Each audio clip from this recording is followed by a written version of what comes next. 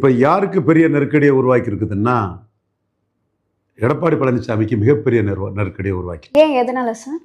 நாங்கள் அப்போவே சொன்னோம் சுனில் கனகோலுக்கிட்ட, நீங்கள் 12% கூட வன்னியருக்கு கொடுங்க, ஒரு காஸ்ட்லி சென்சஸ் எடுத்துக்கிட்டு நீங்கள் அதை கொடுங்க. அம்பாசங்கர் கமிஷனை பற்றி அதில் அம்பாசங்கரை தவிர குமரி ஆனந்தன், ஜான் வின்சென்ட், ஆண்டித்தேவர், இவங்க ராஜாம்பாள் தேவதாசு, குலச்செல்லையா, முத்தரையரி, யாதவர், செங்குந்தர், அவ்வளோ சமூக மக்களும் நாயுடுகள் எல்லாருமே அது ஏற்புடையதல்லைங்கிற ஒரு கருத்தை நெடுமாறன் நெடுமாறன் பாண்டிய வேளாளர் பிசி அந்த கமிட்டியில் இருந்தார் உட்பட அவ்வளோருமே எதிர்த்த ஒரு இது. அதை மையமாக வச்சே இவ்வளோ காலமாக போயிட்டுருக்கிறது உண்மையான சமூக நீதிக்கு நியாயமாகாதுங்கிற கருத்தை நான் தெளிவாகவே சொன்னேன். மீண்டும் சொல்கிறேன், 1931 சென்சஸ் படி 17% வன்னியர் பிரிட்டிஷ் சொல்கிறான் இல்லையா, இருந்தால் நீங்கள் அதுக்கு தக்கன கொடுங்க, நாங்கள் மறுக்கவே இல்லை.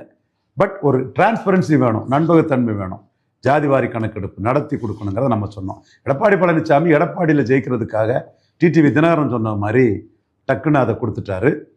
சிவி சண்முகம், மத்திய அரசும் அதுக்கு துணை நின்றாங்க. இப்போ இதில் பாமக கேட்டது அவங்க கேட்பாங்க, அவங்க கட்சி